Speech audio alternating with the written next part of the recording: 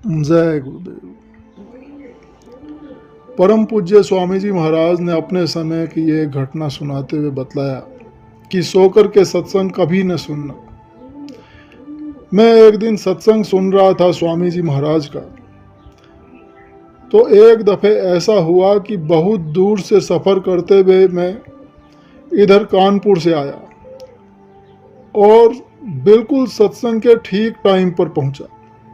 जब सत्संग उनका हो रहा था तो ऐसा था कि मैं बराबर सत्संग में एकटक उनकी आंखों की ओर देखता और सुनता था।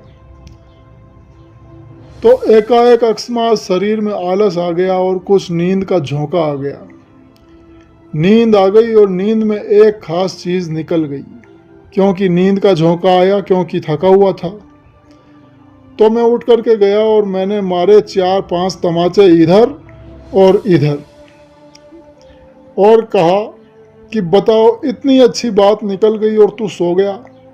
तो हाथ के निशान, क्योंकि दाढ़ी तो थी नहीं, तो ये निशान गालों पर बन गए। तो वहाँ के लोगों ने कहा कि भाई ये निशान कैसे हैं? तो उन्हें कहा कि जिसने शरारत की होगी उसने मार खाई होगी। तो कहने का मतलब यह है कि होश में।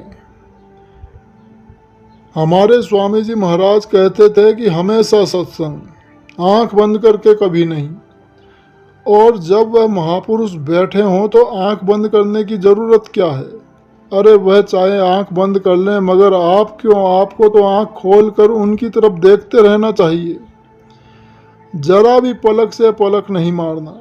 बगल में कोई क्या करता है कुछ नहीं, बराबर देखते रहो। न मालूम किस वक्त पर क्या हो जाए और क्या कर दें। तो जब हम यह बात नहीं समझ पाते हैं तो कभी आंख बंद कर लेते हैं, कभी सिर नीचा कर लेते हैं। सिर नीचा न करो, आंखें खोले रहो और कानों से बराबर सुनते रहो। लगाए रहो एक टकटकी बराबर, और आलूद मेहर दया दृष्टि जब कभी पड़ जाएगी तो उसी दिन सफाई हो जाएगी। यह है सत्संग। परम पूज्य स्वामी जी महाराज ने यह वाक्य सुनाया और बतलाया कि सत्संग बड़े ही सजग होकर सुनना चाहिए। जय गुरुदेव।